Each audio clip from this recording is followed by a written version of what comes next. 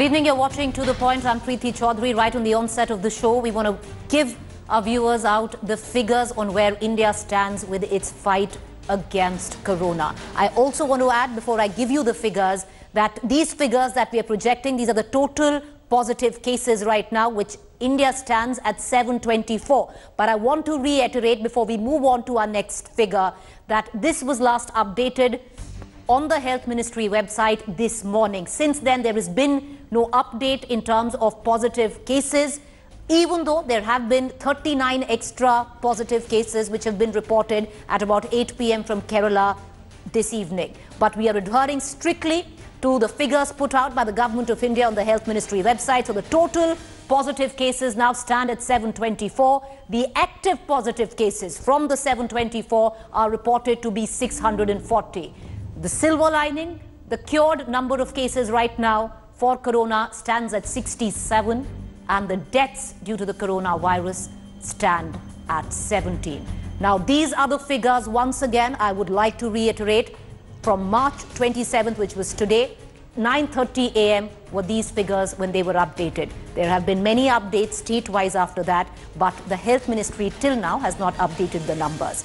So that's in terms of where India today stands in the fight against corona, just sheer import of numbers. But let's just shift focus. There's been a lot of debate. Several experts around the world have been claiming, and there have been certain studies as well, that seem to suggest heat, summers, most importantly, humidity, can possibly limit the growth and longevity of the coronavirus. While there are a lot of other reports which might suggest otherwise, there are a few which seem to suggest that this happens. The others say that there is no correlation between temperature and there is no adequate proof to back that claim. But take a look at this report on what a certain amount of experts and studies, well-backed studies, are saying right now.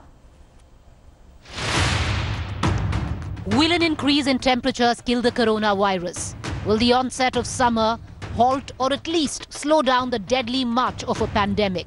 It's one question that continues to be debated worldwide, and an answer that a country like India desperately hopes is positive. I am really hopeful that there are reasons why the impact of this in Europe and is becoming in the United States. One particular reason is that the higher ambient temperature could reduce transmission. There are quite a few medical think tanks and studies conducted by highly placed institutes that suggest a warm and a humid weather could slow the spread of the coronavirus. A study by MIT, the Massachusetts Institute of Technology, shows 94% of coronavirus cases have happened in regions with temperatures lower than 17 degrees Celsius. And that temperatures higher than 18 degrees Celsius have recorded less than 6% cases. The study also suggests that Asian countries experiencing monsoons may see a slowdown in transmission as absolute humidity will be high, which could impact the virus. Not just MIT, the Johns Hopkins University, in a concerted study on India and COVID-19, observed that India could do better than other countries on two fronts: younger population, and here is the catchphrase, seasonality that is expected of COVID-19, with the theory that infectious diseases wax and wane with seasons and possibly will wane in the onset of summer. Now, the Johns Hopkins University has correlated the temperature and humidity evidence in China. Let's just take a quick look here. What you see, the graph here, is the rate of transmission. What you see here is the temperature in China. Can you see this graph right there? Now, anything which is over 20 degrees Celsius, the rate of transmission has been recorded lower.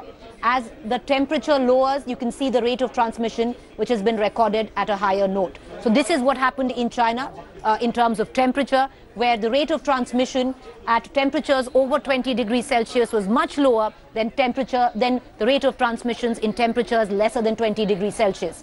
Let's now look at the humidity map. Now this right there is the humidity evidence correlating to the rate of transmission in China. Right here, once again, that is the rate of transmission. Right here is the relative humidity. Now, any place where the humidity was less than 100 grams per meter cube the rate of transmission was much lesser. Right here, it's even at about 1.5%. And if you actually look at the rate of transmission where the humidity has been much lower, which is up to, say, just 40 grams per meter cube, then the rate of transmission has been higher, of over 2.5%. So this is what it looks like. The Johns Hopkins University has also said one thing, that out of temperature and humidity, if one is to weigh in, then the humidity factor is bigger. Because even in places like Australia, where it is hot but dry and not very humid, the rate of transmission is high. So yes, of temperature and humidity a bigger factor. It is yet unclear how this will translate to the Indian context. However, if one is to buy the theory of summer and humidity slowing down the virus, then this is very good news for India. For metros, if we consider Delhi NCR, the temperature will be nearly 40 to 44 degrees centigrade on 25th of April, and it will be nearly 38 to 40 degrees centigrade on 15th April. So in temperatures, what does it look like? Delhi has seen an unusually cool March. We're at 22 degrees Celsius, but by April, we're actually going to touch temperatures from 40 to 44 degrees Celsius. Let's shift focus from Delhi to Hyderabad. Right now, Hyderabad is recording 32 degrees Celsius. Come April, Hyderabad will be touching a 40 degrees Celsius. Well, what about Bengaluru? Today, Bengaluru in March stands at 29 degrees Celsius. In April, Bengaluru will go over 35 degrees Celsius to about 36 degrees Celsius is what is expected. Chennai. Today, Chennai has recorded 29 degrees Celsius. In April, Chennai will record between 40 to 44 degrees Celsius. Let's look at other metros right now. Mumbai. Well, Mumbai has been recording a temperature, an average temperature of 29 degrees Celsius in March. By April hits, Mumbai will touch 40 degrees Celsius. Kolkata. Now, in March is recording about 30 degrees Celsius. April comes, Kolkata will also inch towards the 40 degrees Celsius mark. So this is what it looks like. But viewers, this is just the temperature. One big factor that will weigh in is high humidity. That also, as per experts, needs to be there to halt the march of corona.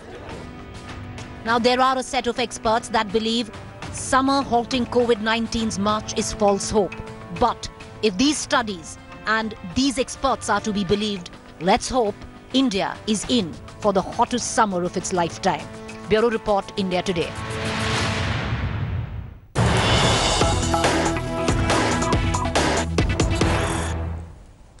All right, so we're getting very unfortunate news coming in from Italy. Now, Italy today has broken all records in the reported number of deaths. They've crossed the 1,000 mark today. Breaking news coming in, Italy has recorded 1,000 deaths, viewers, in just the last 24 hours. Over 3 lakh coronavirus cases are recorded across Europe. Italy subsequently has been recording 600, 700. Yesterday, it recorded a little short of 700 in terms of deaths. The day before, it was over 700. But today, the epicenter of the virus in Europe, which is Italy, has recorded in a single day. The import of the number is spine-chilling. It's spirit-breaking at a level as well, that 1,000 deaths have been reported from Italy in just 24 hours. All right, so that's the latest news coming in, and trust India Today to get you the very latest coming in from across the world on India's and the world's fight against this pandemic. I want to now shift focus back to what we began the bulletin on, and that possibly might allow India to see a silver lining into this pandemic, that many experts and studies now seem to suggest that the coming in or the onset of summer might actually stem or slow down the growth of this virus. I have with me Dr. Rajesh Parekh. He's the Director of Medical Research and Neuropsychiatrist, Jaslok Hospital. I have Dr. Rajan Sharma, President, Indian Medical Association. Appreciate you both for joining us. Dr. Parekh, I want to begin with you. How cohesive do you think is this theory that come summer, the import of this virus would not be as strong as we see it? Well, actually, Preeti, I've been in correspondence with the authors of this study, which came from MIT, and my attention was drawn to this study first thing in the morning by a good friend of mine, Sanjeev Malhotra, who sent it to me and said, "What's your opinion?" And, my son, Swapnil Parikh, who's a specialist in internal medicine and my co-author on the book that Penguin is bringing out, had discussed this a month and a half ago. About 2 months ago, we were talking about the situation that we are facing in India today. And about a month and a half ago, we talked about the possibility that humidity and temperature could be a mitigating factor in this. And sadly, we concluded ourselves, with no data of our own, let me emphasize, that this is unlikely.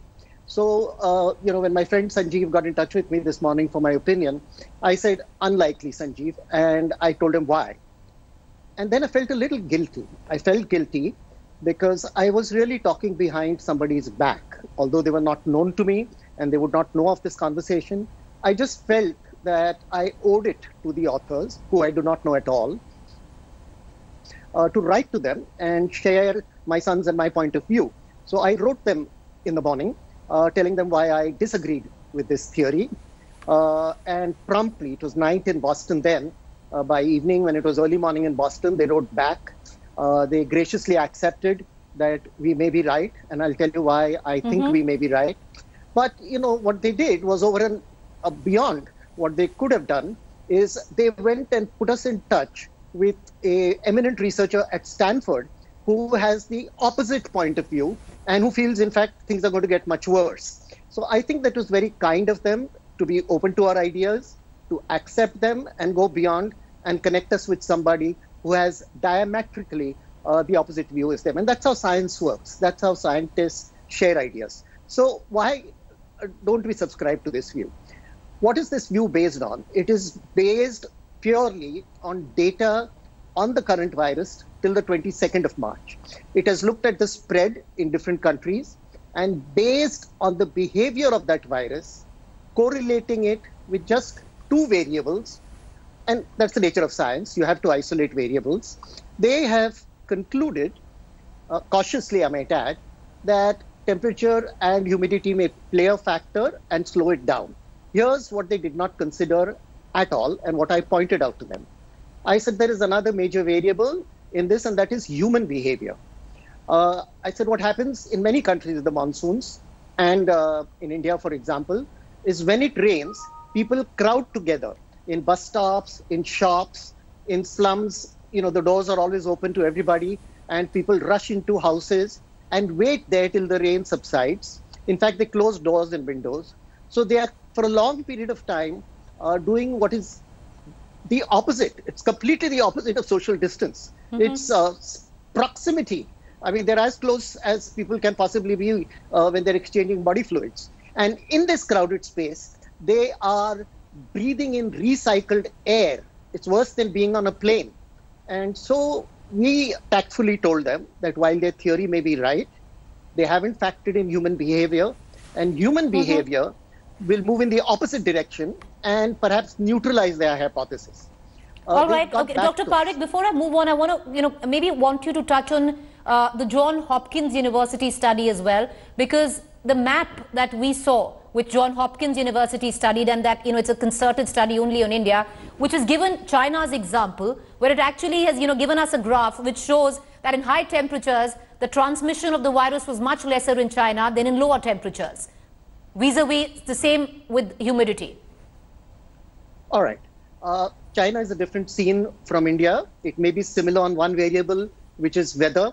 I trained and I taught at Johns Hopkins for 4 years in the mid-80s. And I've also done some work in Boston. And let me tell you, Preeti, the environment in Dharavi and the behavior of people, the poor people who are in Dharavi, is very different from the climate-controlled, rarefied environment at Hopkins, at MIT, and to some extent, even at China. I would accept the Hopkins study and look at it. Of course, I'd still look at it critically. If they gave me an example of humidity, of the monsoons, in a crowded locality, and of behavior of people who cluster together.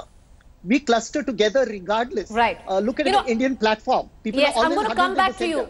Dr. Parikh, I'm going to come back to you and I'm going to ask you that question. What if we continue, with social distancing and we go into a summer. So that's another topic I'd want you to talk on, but just stay with me. I want to cut across to Dr. Rajan Sharma. Now, he's the president of the Indian Medical Association. And Mr. Sharma, I really do hope, you have a different point of view, like many Indians who are watching this broadcast, than Dr. Parekh. Do you think summer with the onset of possible monsoon might halt the spread, or in fact maybe slow it down?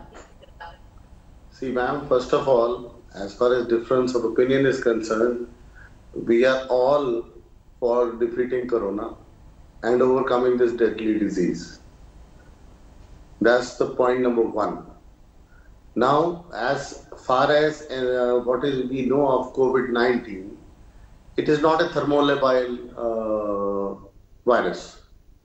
And it took its origin in China in November, which happens to be the coldest months. And it spread across to Europe when it was very cold. Okay? Now, you have to understand, coronavirus will not spread in air. It needs a vehicle.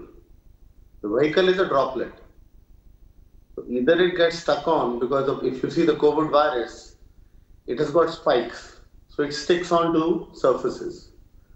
So now, if it falls down and if it in the form of spit or something, if the soil is wet and moist, it will take some time and it might not die. But if it is dry and hot, it might die soon. Also, we have to see the pattern in which this virus follows. Like an IPL wave, we have to see the pattern of this virus for a year. If it happens again, it will again come. It again comes in winters, then it will be coming again and again, waving from country to country. If it behaves like a wave in pandemic countries, may come back to China. We have to keep a close observation and watch on its behavior and pattern, which I'm sure all my researcher colleagues and friends will definitely be epidemiologically and virologically are already working on it. And I'm very confident that we will be able to get a more detailed information on that. But this is the information which I would like to share with you at the moment. Yes, ma'am. All right. Well, Dr. Parekh, Dr. Sharma still, he says that maybe with the coming in of summer, in terms of, he explained the science behind it, in terms of the droplets falling on surfaces, that might dry out faster. But what I was going to ask you, Dr. Parekh earlier, now what if we continue with social distancing and we go into a hot summer? Preeti, I admire your faith in human behavior. I think perhaps it's more a triumph of hope over experience. You're seeing what's happening today in this weather, with fear, with panic, with repeated messages. Everybody saying just the same thing, social distancing. And you're seeing what's happening in the streets. You're seeing what's happening outside. Now, what is our normal tendency? Look at what we are inclined to do. Look at an Indian railway platform. It makes sense for people to distribute themselves when a train is coming. But if you look at a platform, everybody is huddled together in the center. You step into an Indian elevator and people are towards the center. You look at this in Europe, in any weather, people respect boundaries and sit and stand apart. In an elevator, two people will go to two opposite corners. Right. I'm not saying this is a weakness. I'm proud. I'm proud of our culture. I'm proud of our heritage. No, fair enough. I'm proud of our care. But it works against us. All in right. certain situations. So, Dr. Parekh, there are a lot of questions I'm getting in right now. So I have somebody who's asking me on Twitter, Dr. Parekh, and maybe you can answer this question. He says when countries like, say, Iceland, he's named Slovenia, colder countries, he's talked about Sweden, which are really cold right now, are experiencing really high cases. Norway he's counted for. While, countries which were relatively closer to China and possibly would have seen more traffic, Vietnam, Thailand, Philippines are not seeing in terms of the import of numbers as strong as, say, these far-flung cold countries. Yeah, so I guess you prefer quick and brisk answers. So our format is not conducive to a long discussion. My brief answer is the situation there is very different, particularly with respect to testing. Their testing is far more extensive than ours. And the more you test, the more cases you detect. There are multiple variables where those models of what's happening there in winter and what's happening here cannot be compared. You cannot compare an apple and an orange. All right. Well, Dr. Parekh, that's great information, which, of course, somewhere down the line, so anyone who's sitting there and hoping that the summer will come in and take away this virus, it's not happening, is what Dr. Parekh is saying, or even humidity. But Dr. Rajan Sharma... Let me clarify. Yes. Let me just clarify. Let me please clarify. Okay? I hope and pray I am wrong. That will be the best thing that could happen. But at the same time, let us not hope for meteorological intervention. I mean, that's another form of hoping for divine intervention. Fair enough. Let us do what we can, expecting the worst. Let's expect the worst. Let's prepare for the worst. Of course, let's hope for the best. All right. Dr. Rajan Sharma, do you want to add to that? What do you think in days going ahead, it's best to completely disregard this theory and move on like we are? Ma'am, seeing our past experience with SARS and flu and MERS, I think our summers will do the trick. And I am very hopeful on that. I may not have a scientific data to back it because at the moment the virus pattern is not thermolipide. But yes, social distancing, breaking the chain, I think it is such a historical thing and one of the biggest in the world which has been done, the results of which will be known. And I must point out that Janta Curfew on 22nd will show its first dip either on 27th and then the ultimate on 5th of April. And it has given us a golden period to prepare for our supplies and other things. Because nobody was prepared. USA has practically said that we cannot handle it. At least we are doing everything possible to handle it. Well, Dr. Sharma, I think nobody would agree with you more than even Dr. Parekh, who has a opposite point of view, and possibly every Indian. But I think even Dr. Parekh has a point there, that if it happens, great. If the summer is going to halt the march or even slow the march of this virus, great. But we need to continue doing what we are doing. And for all of you out there, it's not much. Just stay at home. Thank you, doctors, for joining us. We're going to continue tracking every development, every aspect which unfolds, every possible study which says anything about the coronavirus developing and mitigating.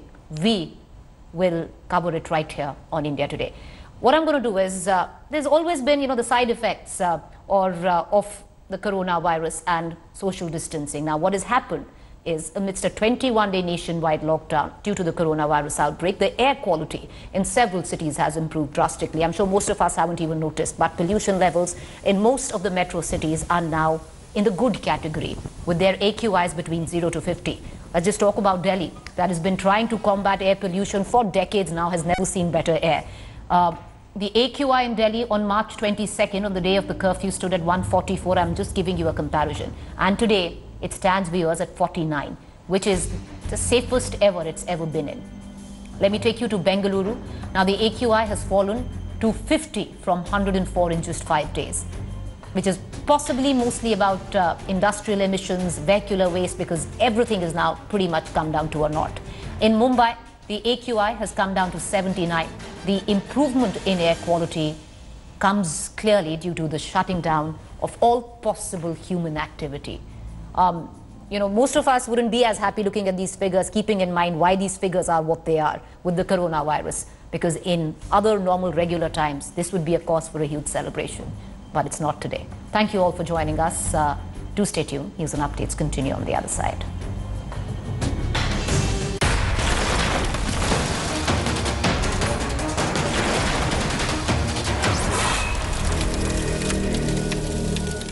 Hi everyone, Preeti Chaudhary here. Hope you like this video. For latest news and analysis, like and subscribe to the India Today YouTube channel. And don't forget to press the bell icon to stay updated. Thank you for watching.